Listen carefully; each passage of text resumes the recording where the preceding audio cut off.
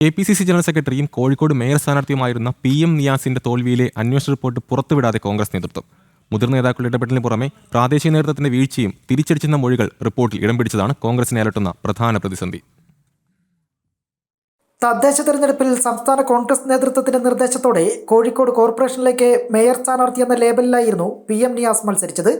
പാറോപ്പടി ഡിവിഷനിൽ നിന്ന് മത്സരിച്ച നിയാസ് 260 വോട്ടുകൾക്ക് BJPയുടെ ഹരീഷ് പൊറ്റങ്ങാടിയോട് പരാജയപ്പെടുകയായിരുന്നു. ഇതോടെ കോൺഗ്രസിനകത്തുനിന്ന് തന്നെ അമർഷം പുകഞ്ഞതോടെ KPCC അധ്യക്ഷൻ സണ്ണി ജോസഫിന്റെ ഇടപെടലോടെയാണ് ജില്ലാ നേതൃത്വം 2-അംഗ അന്വേഷണ സമിതിക്ക് രൂപം നൽകിയത്.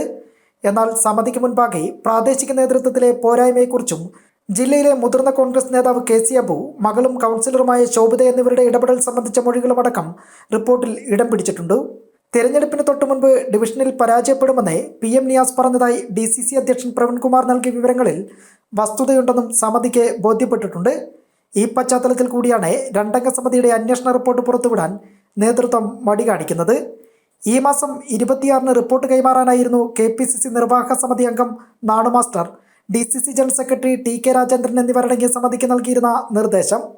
മുതിർന്ന നേതാക്കളാണെങ്കിൽ പോലും പങ്കുണ്ടെന്ന് കണ്ടെത്തിയാൽ ശക്തമായ നടപടി സ്വീകരിക്കുമെന്നായിരുന്നു കോഴിക്കോട് DCC ഉയർത്തിയ വാദം. പക്ഷേ ഇക്കാര്യത്തിൽ കാലാവധി കഴിഞ്ഞിട്ടും റിപ്പോർട്ട് സമർപ്പിക്കാത്തതിൽ വ്യക്തമായ ഉത്തരം നൽകാനാവാത്ത അവസ്ഥയിലാണ് ഇപ്പോൾ നേതൃത്വം. അതേസമയം അത്തോളി, കാരശ്ശേരി ഗ്രാമപഞ്ചായത്തുകൾ, വടകര, മുക്കം മുനിസിപ്പാലിറ്റികൾ എന്നിവിടങ്ങളിലെ പരാജയത്തെക്കുറിച്ചുള്ള പാർട്ടിയുടെ അന്വേഷണം പൂർത്തിയായി കഴിഞ്ഞു. ഈ അന്വേഷണ റിപ്പോർട്ടിന്മേലും ഉടൻ നടപടിയുണ്ടാകുമോ എന്നതിൽ അവ്യക്തത തുടരുകയാണ്. KB ശ്യാമപ്രസാദ്, ജനം, കോഴിക്കോട്.